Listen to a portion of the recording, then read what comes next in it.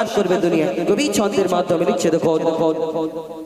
বিনা কারেন্টে জোনাকি বাতি জ্বালায়, বিনা খুঁটিতে আসমান কেমন ভেসে রয়। বিনা কারেন্টে জোনাকি বাতি জ্বালায়, বিনা খুঁটিতে আসমান কেমন ভেসে রয়। ঝিনুকের পেটে মুক্তা রাখে দয়াময়, 7 রাজার ধন মানিক রাখে সাপের মাথায়। ঝিনুকের পেটে মুক্তা রাখে দয়াময়, 7 রাজার ধন মানিক রাখে সাপের মাথায়। সূর্যের এত আলো কোথা থেকে এলো, সূর্যের এত আলো কোথা থেকে এলো, জানে আল্লাহ শুধু। আল্লাহ আল্লাহ আল্লাহ আল্লাহ আল্লাহ আল্লাহ আল্লাহ আল্লাহ আল্লাহ আল্লাহ আল্লাহ আল্লাহ আল্লাহ আল্লাহ আল্লাহ আল্লাহ আল্লাহ আল্লাহ। মায়ের পেটের ভিতরে যে বাচ্চা থাকে, তুমি আল্লাহ খাবার জুগিয়ে দাও গো তাকে। মায়ের পেটের ভিতরে যে বাচ্চা থাকে, তুমি আল্লাহ খাবার জুগিয়ে দাও গো তাকে। সারা দুনিয়াতে আল্লাহ তোমার করোনা, যত মাখলুক আছে কেউ ভোখা থাকে না। সারা দুনিয়াতে আল্লাহ তোমার করোনা, যত মাখলুক আছে কেউ ভোখা থাকে না। বলে মইদুল ইসলাম জপি তোমারি নাম, বলে মইদুল ইসলাম জপি তোমারি নাম, নামে আছে মধু। আল্লাহ আল্লাহ আল্লাহ আল্লাহ আল্লাহ আল্লাহ আল্লাহ আল্লাহ আল্লাহ আল্লাহ আল্লাহ আল্লাহ আল্লাহ আল্লাহ আল্লাহ আল্লাহ আল্লাহ আল্লাহ।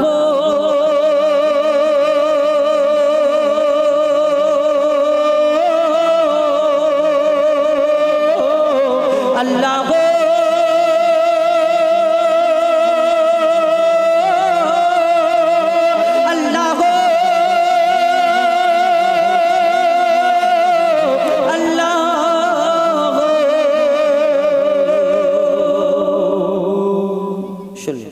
আপনাদের সম্মুখে পরিবেশন করে শোনালো এটি এই বছরে